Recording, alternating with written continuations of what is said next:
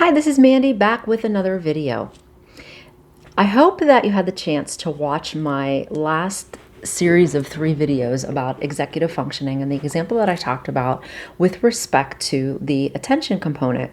If you haven't, this would be a good time to maybe click off of this one and go back and watch those 3. They're very short, and then this one will probably make a little bit more sense. So for those of you who have watched those prior 3, I talked a lot about the executive functioning processes, specifically with attention, and how an error in processing information in conversation happens or can happen for an individual who has an autism spectrum disorder. And what I hinted at that video, but I'm going to go into better detail in this one, is that if you're not picking up all the information, any person isn't picking up information from a conversation exactly in the right manner to be able to respond appropriately, what I said was a behavior can happen. And what I mean by that, those of you again who are out there who have kids with autism spectrum disorders know what that means. So a behavior, what I'm saying as far as a behavior happens, I'm saying a maladaptive behavioral response that wasn't really expected or anticipated. For example, anxiety. Right? If you're missing pieces of the conversation, you can become really frustrated. I like to give an example of for non-spectrum spectrumers, if you're in a different country and you really don't speak the language and for some reason you're isolated and are forced to interact with that native person and they're only speaking their language, how do you start to feel? You start to feel frustrated and you start to look around to try to be able to get your needs met in some way. Sometimes, we try to sign or point or make gestures or see if there's anyone else around that speaks the language, or now we can just pull up Translate if we have our phone with us. But that can feel incredibly scary, frustrating, and anxiety provoking.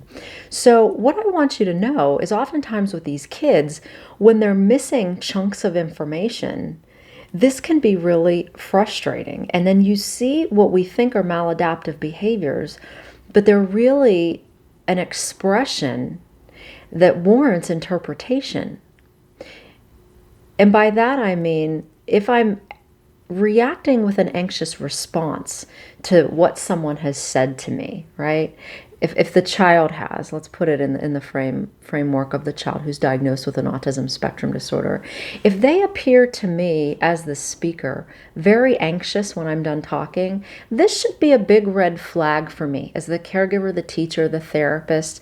With my first thought would be not are they trying to escape the situation or mad, or is this some emotion personally directed to me? My first train of thought goes down the executive functioning road and says, wait a minute, did I just lose this kid? Or did they not understand what I was saying? Or do I need to reframe this? So this is why when you see teachers in schools, they typically do this to check and recheck their students. Kids that are NSS or ASD, right? They recheck. How did you understand me? Can you repeat it back to me? They're implementing cognitive strategies to ensure that the information was processed, right? So if I see that reaction from a kid when I'm talking to them, usually what I do before I make any other assumption is I reframe what I said in a shorter, more concrete way. And then I check for mastery and I'll say, did you hear what I just said? Let me back that up a step further. Before I do that, I'll probably make sure that I have their attention to begin with. And I talked about that in the other video. Are they looking at me? Do they not need to look at me based on what I know about that person? Are they doing something else? I mean, that's just the first tell-all, right? If they're playing a video game on their phone, chances are they probably didn't hear me in the first place. So as the speaker, when I see a behavioral reaction, I'm going to reassess my behavior and manipulate it in a different way to see if I get the same response. If I manipulate all of those pieces and I get an appropriate response this time, this tells me that there was probably an error in executive functioning for whatever reason. That this wasn't a protest, this wasn't an outburst, this wasn't meant to be offensive to me, this isn't something personal, this was a cognitive error.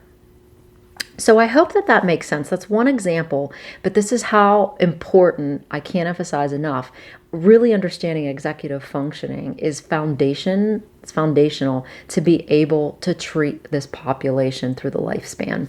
Thanks for watching.